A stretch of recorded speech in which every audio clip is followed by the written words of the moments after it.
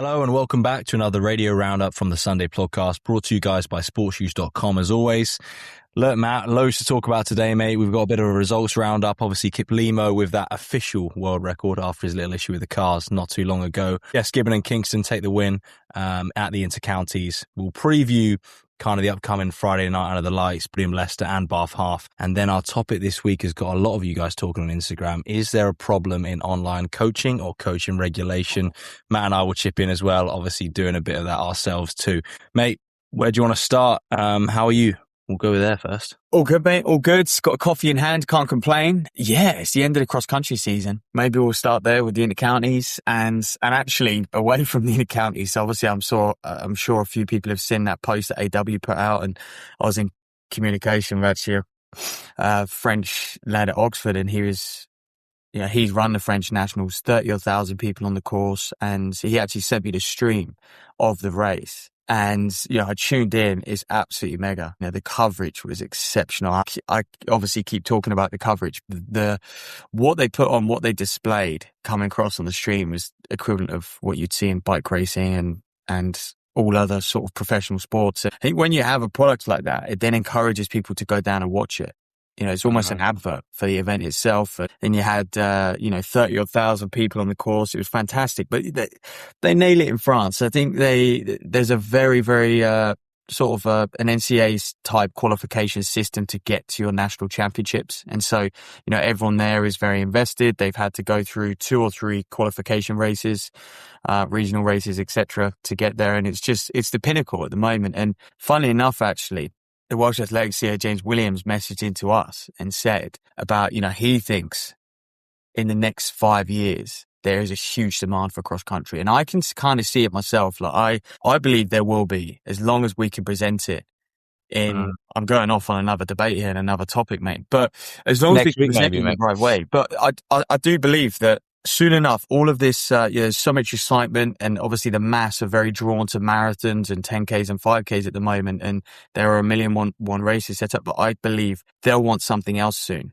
And we're already starting to see a lot of people drift to trails and drift to, ultras. But when they start to then loop back into the club system, when these athletes, who are running sort of 16-minute 5Ks just off their back, just getting into the sport, and in 2 years, they're now running 16 odd minutes and stuff like that. For me, they will look for something else to keep them excited and keep them fresh. Mm-hmm. And I think that would be cross country. And, we need to present in the right way. Having the Eurocross in town, if it does come to Britain, will be huge for what we can do with cross country. And as long as we capitalize on that as a nation, I think we can start to make it because the racing is very exciting. I mean, even you look at the intercounties, the racing is always exciting. By the way, the coverage was really solid of the intercounties as well. There's always that appeal that every course is different as well. That's always like a fresh talking point when it comes to cross country, different names, distances. Yeah. The road scene's just getting a bit saturated, isn't it? In terms of, I think you're right, in terms of people who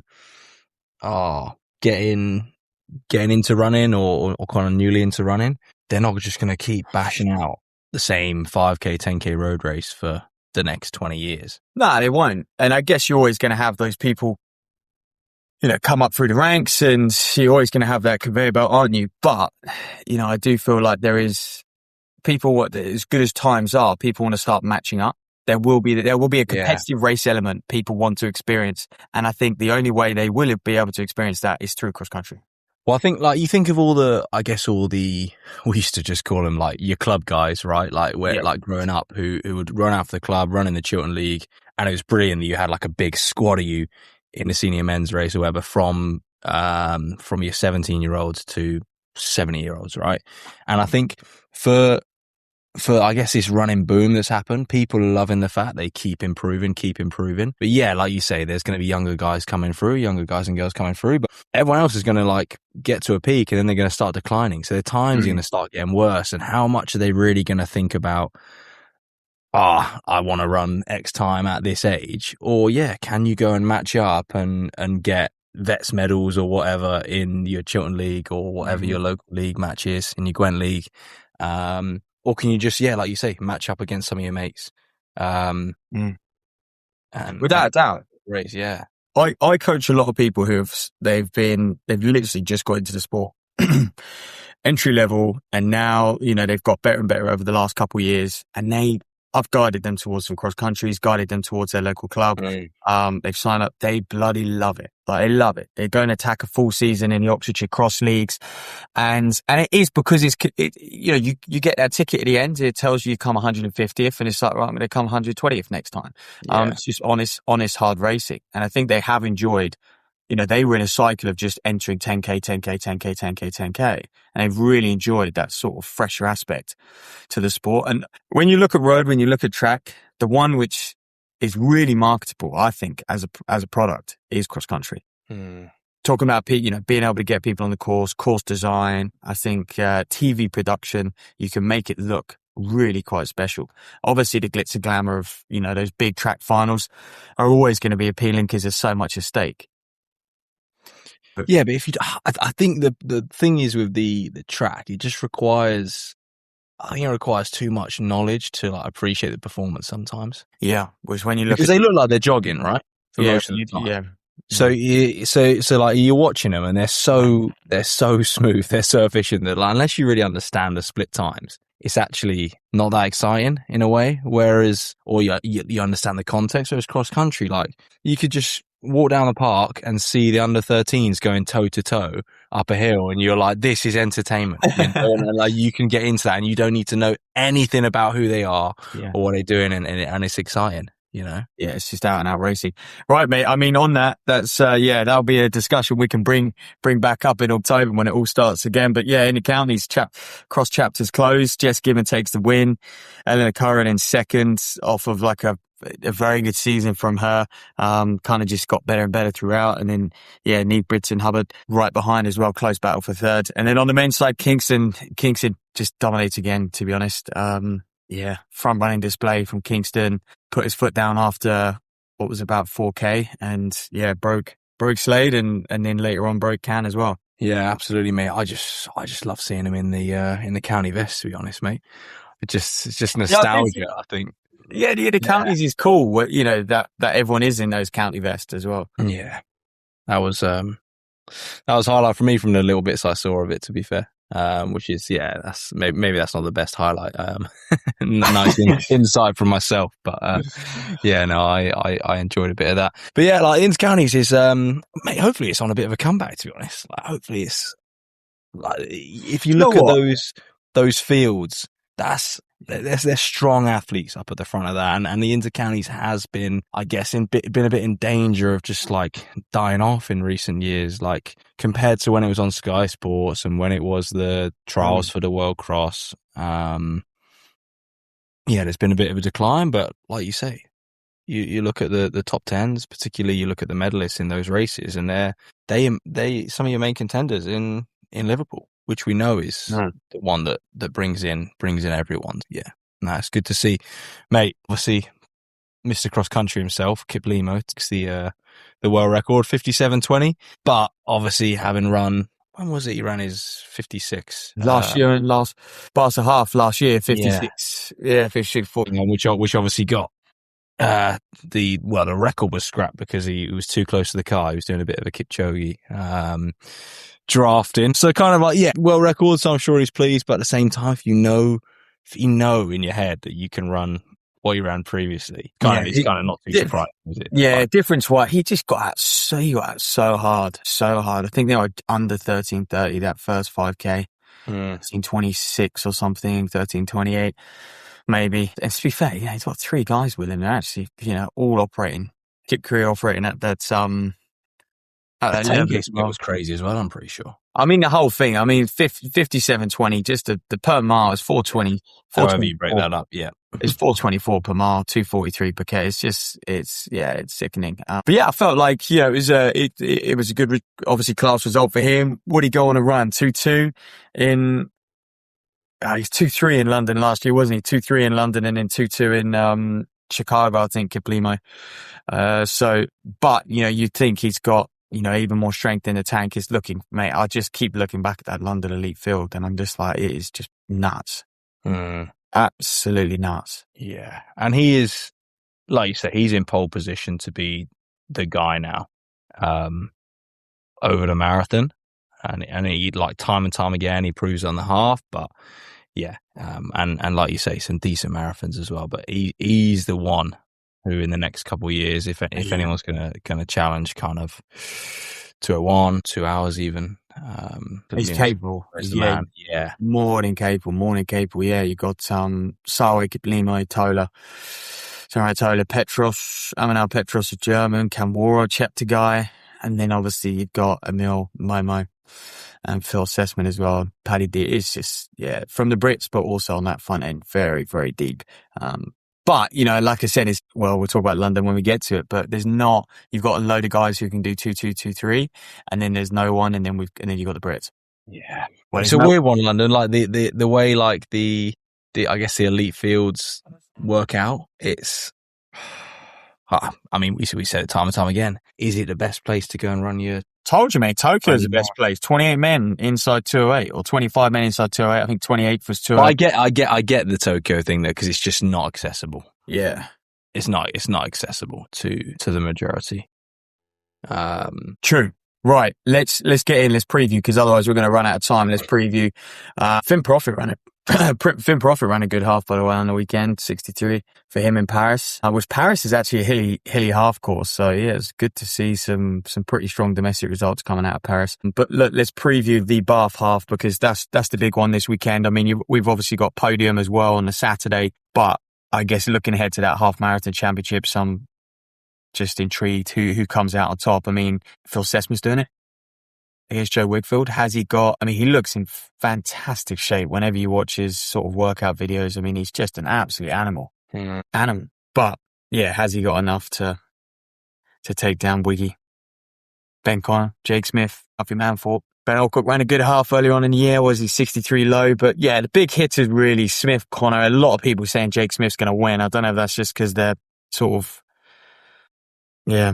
I don't know, mate. Jake Smith fanboys or what? Yeah, the guy is flying at the moment. Like he is getting like well and truly back towards his best. I think it'd be pretty special if he wins. It would be pretty special if he wins. I think that would be him announcing himself as pretty much back to his best if he can beat Ben Connor, Joe Wigfield, Phil Sessman. But I can't see anyone beating Wiggy just in an out and out race as well. Like there's no paces. He's the form guy, right? He's just so good. They're not going to drop Wiggy, because chances are this will be a 63 high race. I would say, maybe they'll start a little slower and start to pick up. And even if someone gets after it from the gun, chance of running sub 62 or 62 something in Bath, they might do. If there's a pack of them, they might do. Yeah. But that's the problem. You're not. You're still not dropping. You're not winning. Yeah, you're still coming in second or third because you're the one that's doing all the work and dragging a pack with you. You're not front running that, like you say. Yeah. So I think this is a great opportunity for someone like Sessman, who's obviously doing. He's going to look to do championship marathons, championship halves. He's obviously doing the Euros. He's going to want to go to LA. Like he's going to want to gain experience actually racing these distances, not just attacking a time. So it will be interesting how he responds. And he's a good racer. Like when he used to operate over 5 and 10, it's a bloody good racer. I just think it's harder to do, isn't it, over the longer distances. On the women's side, mate, we've got Jess Warner-Judd, Abby Donnelly, Lily Partridge, Alex Bell, Laura Minot, Lucy Reed, Tyler Taylor, Verity Hopkins. Jesus. Very, very strong field on the women's side. And Alex Bell wins that for me. Yeah, she just keeps on winning, doesn't she? That's the thing. Alex Bell. Similar to Wigfield, though, isn't it? We're back in the speed. Back in the track runners. Yeah. I mean, they're going to have to seriously move again if they're breaking Alex. Where she's... I think that's the thing. Both of them, both Wigfield and Bell, have shown that they're strong enough to hang on. So anyone going in there is thinking, well, I can't just like put a little bit of sting into it. I've actually got to properly go for it. And I think with a trials race like this, what's the automatic? Is it automatic for like top 4 or top 3? Mate, I mean... I'll double check actually, mate, but the qualification, obviously they've extended the time period. People can go run a fast time and X, Y, and Z. So you can, but what I'd say, people, when qualification is on the line, people are then just a bit more cautious to make sure they've done what they need to do in and around championship selection, I guess. Going into it. Because like, why try and like win the race if top two basically all but guarantees you selection? Right, 4 athletes per event, so you can go back. Yeah, top 2 finishes at the half. There you go. Yeah. Top 2. So if you think you can get second anyway, there's no point in trying to break everyone or trying to break one person. Yeah. Just let the race play out, don't you? Let the race. But I think in both fields, it's interesting because, Wiggy, Smith, there's guys and girls who want to wrap up that qualification. Like there'd be no better thing. I think for someone, especially for someone like Wiggy, like, he is so driven to go to that world half. If he gets this wrapped up, he can then prepare really well for the world half. And let's face it, the world half is in Copenhagen. That is a fast course. You've got the opportunity to move at a seriously high level, and there's no better elite field than the World Half Marathon Championships. Like just thinking about the amount of depth. Remember when Jake Smith ran his 60 something in where was that? Like Poland. I just remember him just in that massive swamp of men. It's just so deep at that sort of rhythm, and then obviously they get raised in the last half. Yeah, it's a big opportunity for Brits to get in that field. But, there's also what is a little bit of a shame is there are a lot of people who are just going to go, well, I'll fight for the last 2 spots. And I'll try and run a qualifying mark. I'll try and run a quicker half. But to be honest, there's not really any opportunities. No, and I think if they're smart about it, these fields are good enough that they can take the top 4. I think it's different if they do it to protect themselves in case like no one turns up to this weekend. But if you look at those fields, you're taking any combination of those top 4s as a world road running champs team. That's plenty good enough. They won't, though, mate. They won't. No, they probably won't. But that's another debate. Yeah, it is. So that's the one. That's the one to watch for me this weekend. That'll be on Sunday. Everything gets started with Friday night under lights. Couple big names. On the women's side, Evie Locke leads the lineup really 16-0. So no one sub 16 minutes on the women's side at Friday night. And then on the men's side, I see Giles was entered on the men's side. There's a couple Irishmen entered who have run 13:40 something. But yeah, he leads the way really. So to be fair, it's kind of a quieter Friday night than we've been used to seeing. But no doubt it'll be a great race, and no doubt it'll probably be sub 14 minutes as well. Yeah. But yeah, the big one for me is probably Podium Leicester. I mean, it's, saying, I think McMurray is down, but obviously with that world indoor selection pending, I don't think he'll be there. But you've got Nordas turning out, Matt Ramsden, Svaler, who's a 13:31 guy. I think there's going to be a lot of women at Podium Leicester, a lot of men, who are going to be in that 13:30 range and quicker, which is going to be just a huge opportunity. I think about how many people broke 14 last year, how many people broke 13:50. We saw some mega times, some absolutely ridiculous times. And times, to be fair, that they didn't get quicker on the track. Oh yeah, they never do though, mate. I think there is a bit of a sweet spot in there. Like if you get the right race, you never get a 5K or a 5,000, on the track that is that deep in terms of people to latch onto. Obviously, there's not the same pack, your single file. Normally, the only time they're all coming together is British champs, and it's just terrible weather all the time, middle of the day, and no one really fancies that. So, yeah, I do think the 5K is one of those events where the road track conversion's so skewed, because unless you're like the elite of the elite going to Boston or you're running in a Diamond League, like you don't really get any benefits on the track. Yeah. Well, Emily Haggard-Kearney's lined up, Elise van der List as well. She's a 14:40 runner. So again, on the women's side, there's several women set to be sub 15 minutes, and a massive pack in and around that sort of 15 to 15:20 mark. And again, the one thing that we'll look out for is the European road running qualification marks, which I think for the men is 13:30, for the women 15:20 or even 15:25. So that's going to be interesting, because it's probably the one opportunity all these men and women will have to go run that road running standard. So I guess that's what we'll look out for. Obviously, that's going to be live on Sports News Saturday from midday. But mate, let's get into this debate. Let's get into the main discussion this week. And yeah, I guess it is around online coaching, and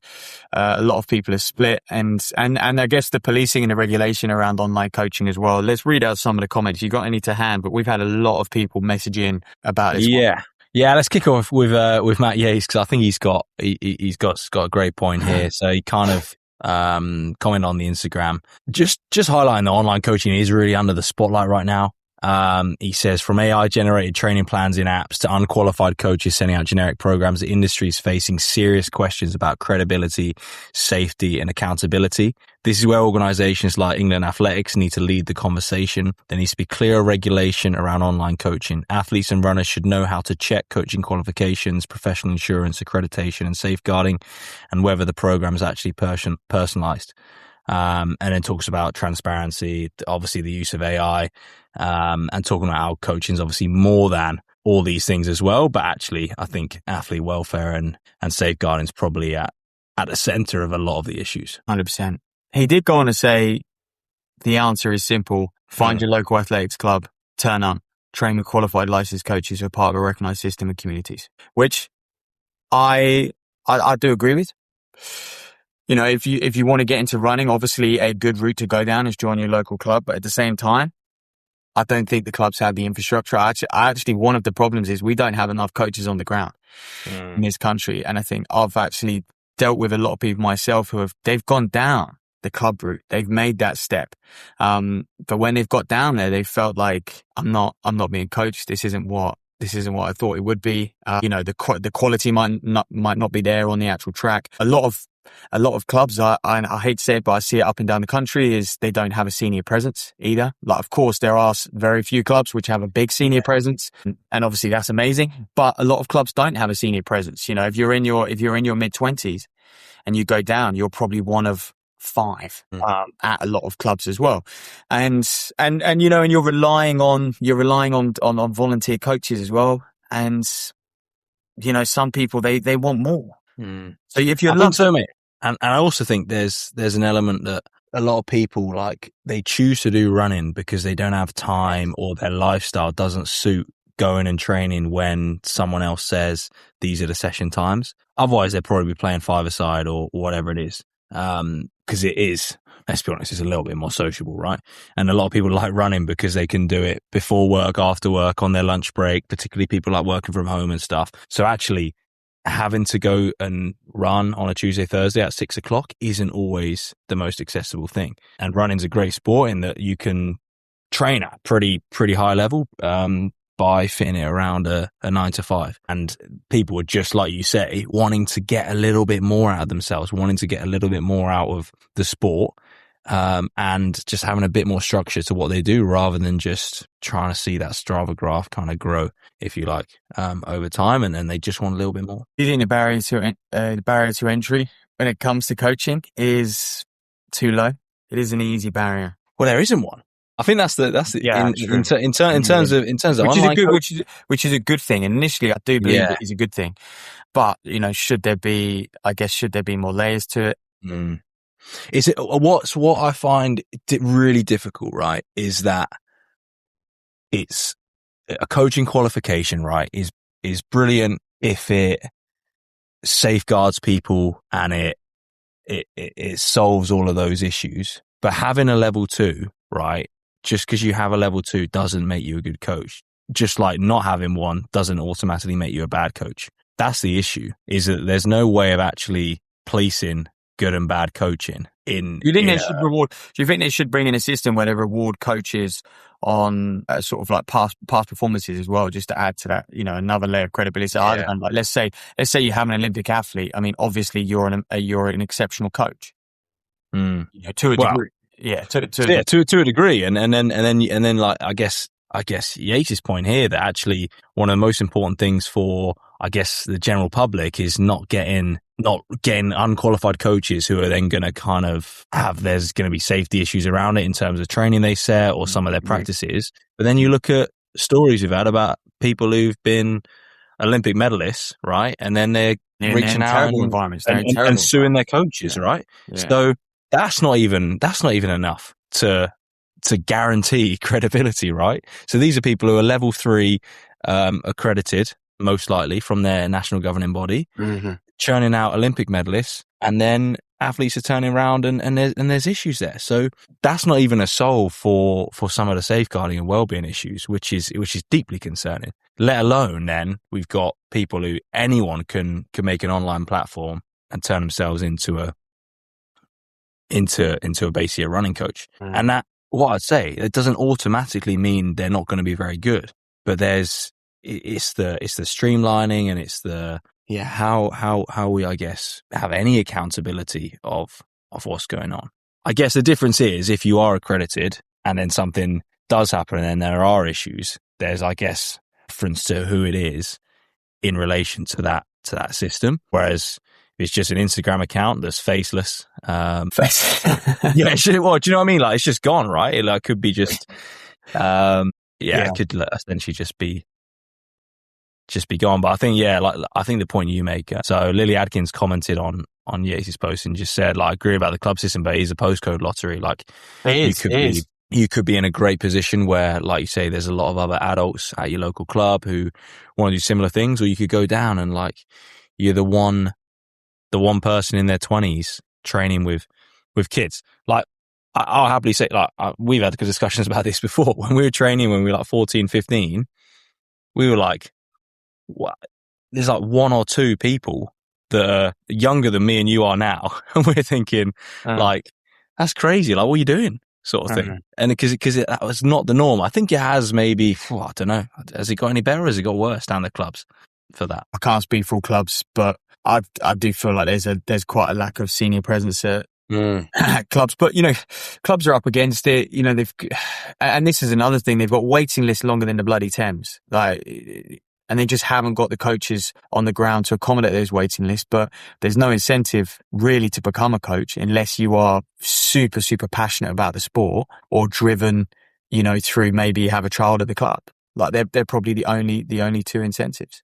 And, you know, I think there's a generation where currently the current generation who are coaching at athletic clubs obviously do an amazing job, and they give up so much time, and largely all volunteers. But the problem is how are we getting new coaches into this sport, and coaches of a good level as well, who have a good understanding, because there's nothing for them at a local athletics club, bar just personal satisfaction, because they won't get paid. And in this day and age, like, people do need to make a career of things. Yeah, they certainly do. Look, mate, we have a caller on the line. Let's get him in. So, hey, Luke, welcome to the podcast, mate. Yeah, good to be on. Yeah, absolutely. So, yeah, Luke, we've obviously just been teeing up the debate about online coaching. Do you mind telling us just a bit about, I guess, where you sit in that landscape and how you've experienced online coaching from Ellis, obviously? Absolutely, yeah. I'm actually a golf coach, so that's a bit interesting standpoint from there. Yeah, basically, I'm a speed golfer, world champion, done lots of running, but actually, clearly, I wasn't running very well. So, got in touch with Ellis, and I really wanted to smarten things up. And obviously, AI has been a thing for a little while now, and getting in touch with a real person was a big thing for me, because my dreams and my goals are real. You know, they're very real, they're very big, and I needed someone who inspired me, who I looked up to.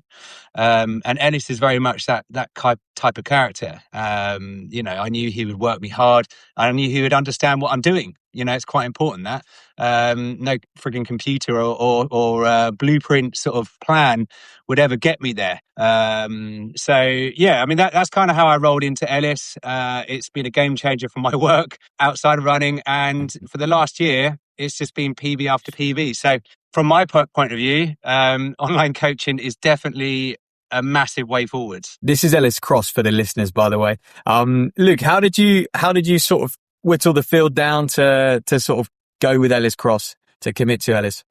So for me, I was training with his brother, Finn Cross, at ESM, Ealing, Southall, Middlesex. I was bombing it around the track there with those boys, and basically, I asked. I said to Finn, I'm not happy. You know, I'm training hard with you boys, but there's no structure, there's no idea. But I want to keep training with you guys. I need a plan that's flexible. I'm not always going to be the renegade guy who's going to be out there on my own. I want to be able to fit in with you. So I need someone who can tailor things to me. And honestly, I didn't really know the landscape, which was an eye opener for me, because me as a golf coach, I think everyone knows me, but they don't. So, this was one of those moments where I thought, actually, it was that personable moment where I got to see him. I'm sure it'd be the same, Matt. If I saw you out Friday night under the lights, I probably would have chatted to you, but it was just a timing thing. And obviously I saw his result. I thought, mate, No I've hard got to go feelings. after him. Yeah. So that's interesting. So obviously, look, there's obviously a reputational aspect, but also the word of mouth. And I think that's something that, Matt, I'm sure you're probably the same with this. We chatted a bit before we start recording that's the way to go with it. There's nothing wrong with online coaching, but if you can find someone through recommendation, rather than just, some, I guess, a random person on Instagram who just has some fast PBs, maybe. I think that's the way to go and the way to, I guess, safeguard yourself a little bit. Yeah, it's interesting actually, because obviously I haven't been privy to what you said before. But what I would say is, absolutely, you got to look. I asked Finn, and I said to him, look, who do you get your coaching from? And he does a lot of his training in Aldershot. The club over there, and I can't remember the name of his coach, an older guy, done a lot, I think with St Mary's and those sort of guys. And he said, look, he's Mick Woods, I think that was it. And he said, look, he's very, very respected, but he's been around for quite a while. I don't know if he's going to take anyone else on. I think my brother might be someone. I was starting to ask questions of everyone. Jamie Taylor, Corbell Taylor. I asked who else to ask. I asked a few other people. I said, look, who are you? And they used someone in Australia. I didn't want that. I wanted someone to understand, hopefully, the scene a bit more over here. So you're absolutely right. You got to prod away. Actually, what you just said there is interesting. Golf has a lot of sort of influencer coaches. For me as a coach, I have public liability. I've done lots of examinations. Look, I'm not saying you need to jump through all the hoops to be a great coach. I think there's lots of ways to get there, like an athlete, right? Then there isn't a blueprint. The way to gold medal is a complex one. I think we do need a little bit of vetting out there. I think if someone has a proven track record of raising the bar, of helping people and actually doing it a bit themselves, I do like that. If they've had a little bit in the past and on themselves, a bit of skin in the game, it does help. I'm with you boys on that. Luke, I just got to ask one final question, and I think this goes: what type of person thrives with a remote coach? Because you clearly are doing very well under Ellis, and is it a type of sort of characteristic, type of personality type that enjoys that remote coaching? Because you are quite forthcoming. I presume communication is good. Yeah. Okay. So Ellis, mate, honestly, if everyone with Ellis was communicating with him as much as me, I don't think he'd have. He certainly wouldn't be running what he's running. Ellis is very good to me. I send him a lot of messages. I'm a very inquisitive character.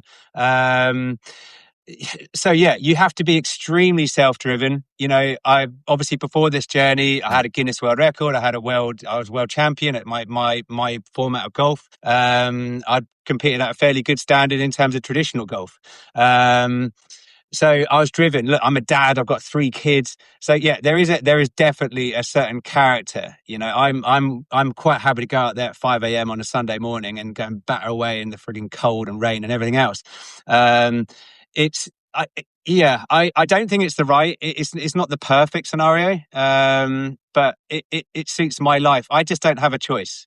For me, if I want to achieve the goals that I want to achieve, this is the best option. This is very much plan C, but Ellis is the best of that, because that's the best I can do. I can't be running out there with a group. If I live my life again, trust me, I would be definitely going for the running. I get a real buzz out of it. But I think that 41-year-old, that's what I am. I think we are the characters actually with this sort of coaching actually is ideal. Because we're having to be so flexible with our life. Our kids, one night they're frigging puking up.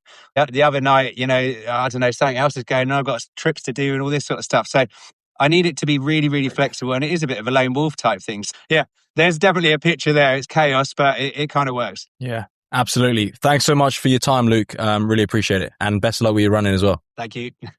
Spot on. Great to hear from Luke there, obviously, about his experiences with Ellis Cross. I think, just some great points there, Matt, around the, I guess, the time constraints. And it's like we said, like in an ideal world, everyone would get down to a club and the clubs would have loads and loads of coaches. But at the end of the day, it doesn't fit most people's lifestyle. He was exactly the sort of case we were talking about, right? He was going down in South or Middlesex, he was a part of the club and he felt like he wanted more. He felt like in order to develop, and that storyline is a common one throughout our sport right now. And, and that's what I say about, just getting good level of coaches on the ground. It's very tough to get that at club level because they're largely volunteers. They haven't got the capacity.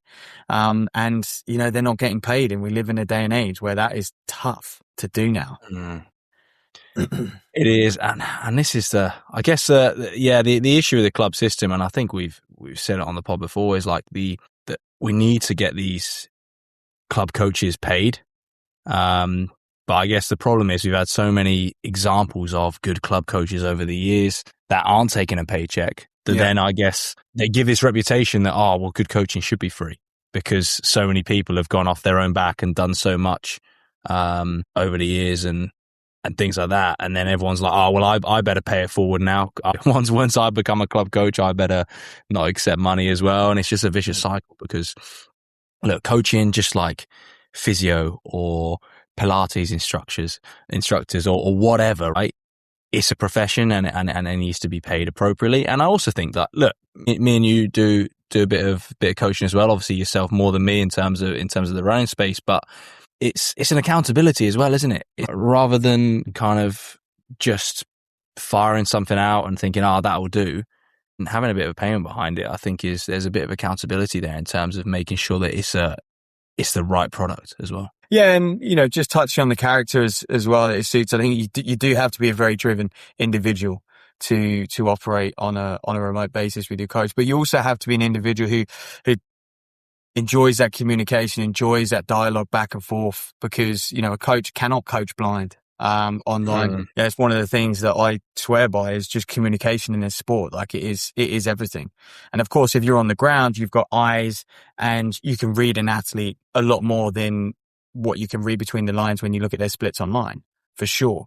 But as long as you have, good dialect, good conversations, you can thrive. And, there's almost a world at the moment where we're even seeing, like, a lot of people say, the real high performance, a lot of messages coming in, the real high performance could never have online coaches or remote coaches, but they do. Like, Grant Phillips largely operates on a remote basis, links in with his coach every now and again. His coach, is a high school coach. And, you look at some of the groups out there, athletes will go on an altitude camp where their coach will be present, but then they'll be distanced from their coach for another 8 weeks, another 8 weeks. And so there are these hybrid models. And I know that's not out and out online coaching. That is much more of just, remote coaching, commitments, sort of getting in the way of how much time a coach can commit, even at the highest level. I think coaches find it difficult to commit every single day, but it is a problem where I think the sort of recognized way to earn money in coaching is online. The recognized way to earn money is not through athletic clubs, which is a big shame. Well, yeah, like if you wanted to be like, if you're an aspiring athletics coach, like how do you like look at the job landscape and think, how can I go full time with coaching? Your number one route is being an online coach. It's not like, I'm going to go. That's what I'm saying. So you're only so the format, the system at the moment, you're only going to encourage online more of it, more and more of these, more and more of these people. But beyond that, to be fair, I think as a coach, let's get Gareth on, because I think you've got a good point to say on this. Actually, hey Gareth. Hey, you all right? Yeah, very well, thanks, Gareth. We were just talking about there not being many opportunities at club level to sort of incentivize and inspire sort of up and coming coaches to get involved in their club. And if they want to make money, the route at the moment seems to be you go down the online coaching route, if that's how you want to earn a living in this game. However, the sort of, I guess the extra flip side to that is the extra layer is you can build communities. And that's something that, I believe you've done. So Gareth, if you just wouldn't mind introducing yourself and what you do for a living. Yeah, so I co-founded a couple of separate businesses. So one of those, Pursuit Performance, co-founded with my brother Harvey. And that's a coaching business and a sports performance business. And that's kind of our background in that is physiotherapy, biomechanics, coaching, sports performance. And we've got like a long history of working in elite sports, so that's football, international hockey, athletics, all the majors. So that's one side of what I do. And then the other side is that I'm also a co-founder with Luke and George of Unsanctioned Athletics, which is kind of a real driving force for change in running sort of in general at the moment. And part of that is with running events, but then the other side of that is that we also have a race team and Sanction Athletics Race Collective. And with that, we're really sort of trying to drive change and really drive like innovation in the sport and push club running to the next level, because it has become a little bit stale in recent years. And I'm sure everyone has their opinion on why that may be. But yeah, we're trying to provide a lot of opportunities for sort of sub-elite athletes that we see as undervalued with high potential. And part of my role within that, and my brother as well, Harvey, is that we're sort of the head coaches, and Luke and George, they sort of handle the creative and branding side of that team, and to really give these athletes the best chance that they can get at sort of making it essentially into the elite bracket. Sounds great, Gareth. Could you just tell us how you kind of, I guess, how that works with the club system rather than being, I guess, in opposition to it? So in terms of working within the club system, like I said, we're here to sort of drive change, but we're not trying to eradicate what's come before us. We're sort of building on the foundations that club running has set over the last however many years. And club running is really the grassroots of running it, and it's such a strong foundation that's been built on. So what we're trying to do is essentially take all the good parts of club running and the system that's in there, and just adapt and really kind of move with the times in terms of, okay, we're telling the stories of our athletes and giving those a bit more coverage. And it's not just a case of you've got to be at the very, very top, or you've got to have a huge following to actually make it in the sport, that there's still a space under that elite level at the sub-elite that can still have a say in the sport and still have their opportunities to really have an effect and for it to work for them as well. So yeah, we're not here to replace club running. We're just sort of trying to basically draw more brands in, and also provide, I guess from my point of view, in terms of performance point of view, is actually create a club system that has what we deem an elite setup. So the athletes are all coached, they get access to sort of all forms of testing, they get kit provisions from sort of brands. And so we're always looking for ways that we can help and support these athletes. And we don't feel that should be exclusive to us. We feel that should be common amongst all clubs. So that's really what we're looking at in terms of trying to drive change, and we're trying to encourage other clubs to do the same. So it's not like we're gatekeeping this. We think that within the clubs and actual club racing as well, that we can start to develop that to a stage where, because I mean, running's in its biggest boom at the moment. The amount of participants we've got is absolutely huge. So why shouldn't we capitalize on that and try and encourage more people to get involved and really kind of give performance running and the performance side of it like a better reputation again, because I think it's become a little bit ostracized and maybe a little bit exclusive. And actually it is there for everyone, regardless of your level. And I think there's a lot of opportunities there to really enhance the sport. Yeah. Gareth, if you don't mind me asking, how did that... Unsanctioned is doing a great thing, and you've got a great setup going on down there. Super massive community as well you're building. But that sort of semi-professional setup that you've built, how do you guys go about funding that? Is it through the events? Yeah, so originally it started with we essentially recruited athletes, the majority of them that started, so it's been going about 2 years now, the race team. We're recruiting athletes that have been to the events, almost like, sort of your fastest runners and your winners, and sort of seeing what their deal was and whether they wanted to come and join, and quite a few of them said yes. So that's kind of how we started off. And really then we've just been, sort of the development has come through the branding, which is what Luke does, and then George doing his creative side in terms of, creating all this different content but a lot of it really, we're leaning into like the authenticity. Like it hasn't got to be that these athletes need to have, like I said earlier, a big following in it to tell their story. So in terms of like developing the team over the last couple of years, a lot of it has come from really the performances of the athletes. And so when we're recruiting, we're really quite hard on on how we recruit in terms of having the right person. And they haven't just got to be someone who has really fast times. We look at whether they've got potential. We look at all their different sort of training history, their racing history, where they're at and what they want to achieve, and the sort of person and personality that they have. And then in terms of the performance side of things, we then starting to look at athletes. Okay, so can we adapt what they're doing and adjust what they're doing to basically make them faster, make them better, and get better results? And then that's essentially started to put UARC at the front of races. We're kind of really in the front pack of a lot of races now that we're competing in. We're starting to become really competitive. And we're only a team of sort of 18 to 20 people. So it's a really small team in terms of, club running.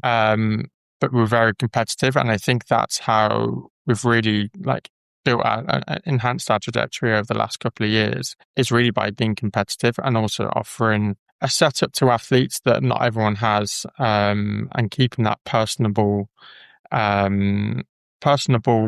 sort of system in there. So every athlete's noticed that they're looked after and that they're included.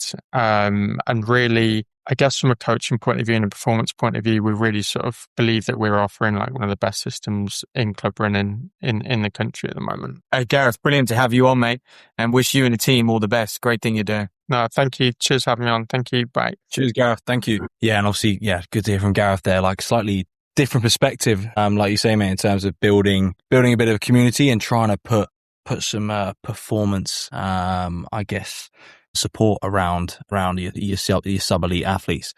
I think in terms of starting to wrap up this debate, mate, we've had some, I guess, alternative guests in terms of two slightly different perspectives on it. Where are you out of it all? Because obviously, mate, you're doing loads in terms of in-person and online coaching. Where's the line between the two, mate? I love coaching. I want a career in this game. And, certainly the way I see it is that at the moment is the sort of most experience I want to just gather loads of experience right now. I want, I guess, end goal is by the time you're sort of, in your late 30s, in your 40s, I hope to be, working in the pinnacle in our sport. At the highest level. But, that doesn't mean to say that I would ever want to stop working with, or the wide variety of athletes I currently work with as well. Like, I think I get enjoyment out of working with all types of athletes. And I think if you're a coach and you really want to pursue that career, you care. And you care about every individual you work with. And, you treat an athlete running a sort of 20-minute 5K the same as you sort of would treat someone running a 15-minute 5K. And I think that's the biggest thing with online coaching. If you want to be sort of successful, or if you want to make sure the athlete gets the most from it, you get the most from it as a coach, you have to care. You have to care what they're doing. On the flip side, I think there is an accountability from athletes as well. We sit here and, even at the highest end, athletes, they're not willing to invest much. There seems to be a lot of hesitation. They want more, but they're not willing to invest. And obviously I understand why. It is a very difficult world that we live in. And it's almost like at the lower end, it's almost the flip side of that is people are willing to invest, but they're not as willing to execute. So at the high end, they are so driven. They are happy to do whatever it takes. But they don't want to pay for a coach. That's definitely changing. It is changing, but I do think that comes, and this is the point I made earlier about these really good club coaches that either people have had or have heard about. They think, well, yeah, why would I pay for coaching? Because I'm a 14:35K runner, right? Yeah, like you say, on the flip side, you got people that are happy to pay X amount of money. Like, we're not going to, and they're willing to do that. I think because I guess a lot of the people that get into online coaching never came through the club system, so have no idea that sort of thing would be available, not for free, because I guess you pay club membership, potentially for free, right? And I've never experienced like free coaching, and like with any other industry, they're like, oh, it must cost loads. Like obviously we were mentioning with Luke, golf earlier, like a golf lesson or a tennis lesson, and the amount that costs. But for me, it's just about giving the best experience of our sport to the athlete in front of you. Like that is number one priority. Yeah. Obviously 9 times out of 10, like in person is great and you can deliver an amazing service in person as well. But also, online, you can still deliver an amazing service. And, I think the both, and we're moving into a day and age where you're seeing a lot more athletes, like because of the internet and everything like that, a lot more athletes are working with coaches from afar as well. And we're moving into a hybrid sort of system at the moment where it is natural. Say the number one sort of success to online coaches communication. Like, it just needs to be so good. And you probably need to have a lot of people, messaging in as well, saying that, their online coach, it works because they've either built a really strong relationship or they knew them before and they've already had, got that knowledge about who they are as an athlete. And, I agree with that. And that's kind of where I stand in a lot of, the people I work with today as well. It's, probably 90% of them, you already have that relationship with them. And then obviously life, splits you up and you carry on working remotely. I think that's it. Yeah. I guess we're in a fortunate position that say it was us like wanting some coaching, right? Like we know enough people that you can ask the right people to then get a recommendation, or you know them anyway. And I think it's the danger that we're like talking about, and I guess what Yace is alluding to in that comment as well is people that don't have any like personal relationships with some people and don't have anyone to ask. The best play, and in that instance, it is probably take that first step and go down the club. But how can clubs, sort of make the sport more appealing and welcome people in more? Because there are just huge waiting lists, and you hear of some bad experiences at clubs, which is a shame. Obviously, some good experiences as well. I think the coach education is something like a lot of it is learning on the job as well. A lot of it you learn through doing. But could there be more levels? Is that just going to be another barrier to sort of talented, individuals? And, people do hate on ex-athletes coaching, but they have got extreme amounts of knowledge in the same breath. So they might not have the sort of communicational abilities when they first start out, but, there are a lot of success stories with elite athletes as well, and they've kind of been there and done it. In terms of their way, they know their way. And I think, I think that's the issue. And I think someone commented as well in that there's a big difference between a lot of the clientele who maybe are trying to run a sub 3 marathon or a sub 4 hour marathon or trying to break 30 minutes of 5K. It's very different to the experiences of an elite runner. And I think that's where the coaching craft comes in. It's being able to adapt. It's being able to understand the person, understand their needs, and having knowledge of the sport. Don't get me wrong. I'm not saying you don't need knowledge of the sport as well. But that's where I guess we have some difficulties in that. Yeah. You're trying to run a sub 4 hour marathon. So you just try and find the online coach that has the fastest PBs on Instagram, that you can afford. And that's not necessarily the best way to go about it. Yeah. I think the moral of the story is just, whatever option you take, you just gotta vibe, mate. Got to vibe with that. And don't be afraid to stop. If it's not working, just, have a look elsewhere, ask some other people, and don't just do it for the sake of it. And things like that. But, it's only on the whole, I think it is only a good thing in terms of more people are running, more people are into the sport, and there are lots of people having good experiences. But I guess our consumer advice, right? Get down to a club if you can. If you can't, ask someone who has an online coach, get a good recommendation, and go from there. Yeah, absolutely. Mate, I think that wraps us up for today's episode. Been a good one. We'll catch you guys very, very soon. Enjoy Bath Half for everyone racing or keeping an eye on that this weekend, and we'll wrap up all of that in our roundup next Tuesday. Thanks for listening.